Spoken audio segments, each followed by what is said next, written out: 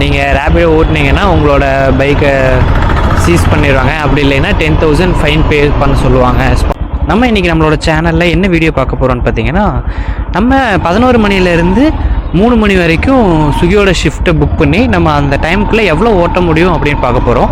First order எடுத்தாச்சு. எங்கேன்னா கரெக்டாக இங்கேருந்து பொன்னைராஜபுரம் மேக்ஸ் போனஸ் கொடுத்துருக்காங்க. அதாவது ஒரு ஆர்டருக்கு 50% எக்ஸ்ட்ரா அப்படின்னு போட்டிருக்காங்க.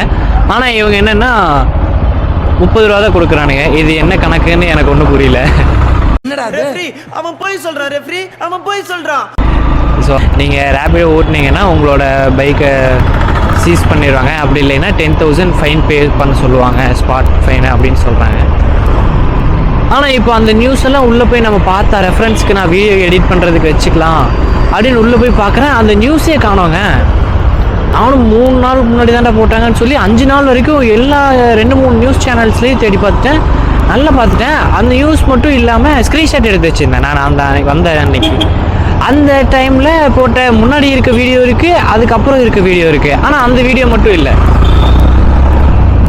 ஸோ அதுதான் நம்ம என்ன இவங்க இப்படி பண்ணுறாங்கன்னு ஒன்றுமே புரியலைங்க. ஆனால் நம்மளுக்கு என்ன எனக்கு ஒரு டவுட்னா, இப்போது ஒரு கம்பெனி வந்து நம்ம கவர்மெண்ட் வந்து பேன் பண்ணுறாங்க, இல்லை அது ஓட்டக்கூடாதுன்னு சொல்கிறாங்கன்னா அவங்க அதுலேருந்து ஏன் டேக்ஸ் வாங்கணும்? ஐயோ டேய், அவன் தான்டா இன்னைக்கு பெரிய வேலை பார்த்து விட்டு போ.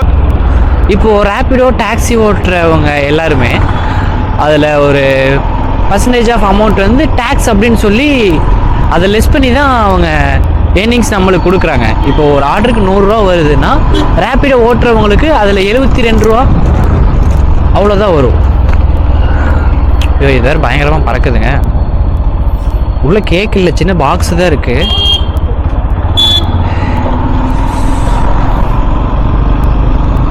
அது ஒரு டவுட் எனக்கு இருந்துகிட்டே இருக்குது. இப்போது இவங்க அதை பண்ணுறாங்க போது தான் என்ன அப்படின்னு தெரியல. இன்னொரு விஷயம் என்னென்னா, இப்போது கவர்மெண்ட் சைட்லேருந்து சிஎம் அவங்களே ஸ்விக்கி ஓட்டுற நிறைய பேருக்கு பைக்கு அதெல்லாம் கொடுத்துருக்காங்க. ஸ்விக்கி ஓட்டுறவங்களுக்கு, ஜெப்டோ ஓட்டுறவங்களுக்கு, ஏன் ரேப்பிடோ ஓட்டுறவங்களுக்கு கூட அவங்க வந்து கீ கொடுக்குற அந்த பெரிய கீ மாதிரி வச்சு போஸ்டரில் கொடுப்பாங்கல்ல.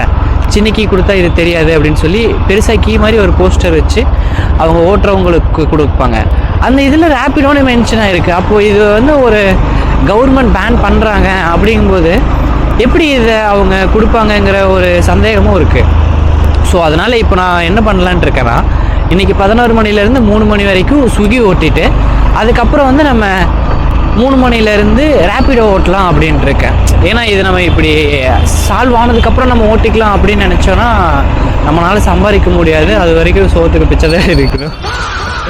அதனால் இன்றைக்கி என்ன தான் சொல்கிறாங்க, என்ன தான் ஆகுது அப்படிங்கிற ஒரு இதை வந்து நம்ம இன்றைக்கி பார்த்துடலாம் அப்படின்ட்டு இருக்கேங்க. ஏதாவது பிரச்சனை வருதா? ஏன்னா இப்போ நிறைய பேர் இந்த மாதிரி இருக்கிறதுனால ஏதாவது ஒரு சொல்யூஷன், நீங்கள் ஓட்டலாம் இல்லை ஓட்டவே கூடாது அப்படிங்கிற ஒரு சொல்யூஷன் இவங்க ப்ராப்பராக கொடுத்துட்டாங்க அப்படின்னா எல்லோரும் இருப்பாங்க. இது ஓட்டிக்கலாம், யாரும் எதுவும் சொல்கிறதில்ல அப்படிங்கிறனால நிறைய பேர் ஓட்டுறவங்க தான் இருக்கும். நானுமே அப்படி தான். ஏதாவது சொன்னாங்கன்னா ஸ்டாப் பண்ணிப்பேன் நான். இப்போ கவர்மெண்ட் சைட்லேருந்து நீங்கள் இது ஓட்டவே கூடாது, டாக்ஸிங்கிறது, பைக் டாக்ஸிங்கிறது பேன் அப்படின்னு அவங்க அஃபிஷியலாக அனௌன்ஸ் பண்ணிட்டாங்கன்னா இங்கே யாருமே ஓட்ட போகிறதில்ல.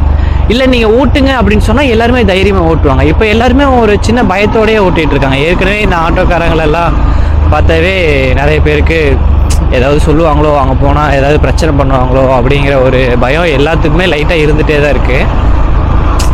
அது ஏன் இருக்கணும் அப்படிங்கிற ஒரு இதுதான் எனக்கு. ஸோ அதனால் இன்றைக்கி இந்த வீடியோவில் நம்ம பார்க்குறோங்க, என்ன தாண்டா நீங்கள் பண்ணுறீங்க, என்ன தாண்டா ஆகுது அப்படின்னு நம்ம கேட்கலாம். கஸ்டமர்ஸ் கிட்டேயுமே நம்ம கேட்கலாம்.